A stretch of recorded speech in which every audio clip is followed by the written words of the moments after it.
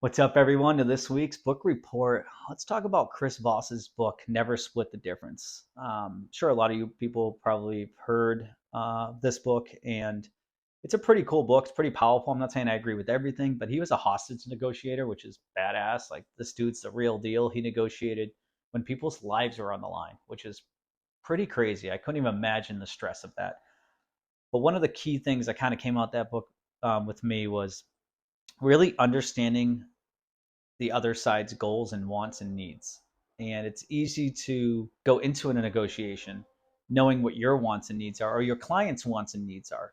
But it's equally as important to know what the other side's wants and needs are, because that is the best way to achieve the end goal. Because at the end of the day, let's just say I'm negotiating a real estate deal and I have the seller and the buyers here, and it's they offer 210 and we have it listed for 220. It's easy to say, oh, let's split the difference and let's lock it in at 215. Well, what if that 220 is the most important thing to my client, but I find out from that client the most important thing to them is the closing date? What's maybe the answer is really, all right, well, let's stick to 220, but let's adjust the closing date for 45 days instead of 30 because you need a little bit more time to, sell a house or make some adjustments or whatever it is.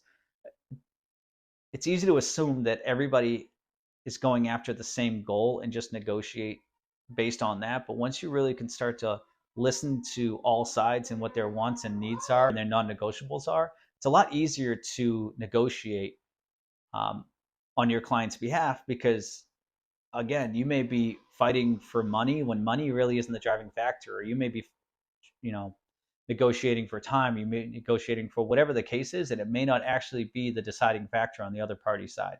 So listening, understanding what their wants and needs are, and using that to properly negotiate is what I've learned from this book.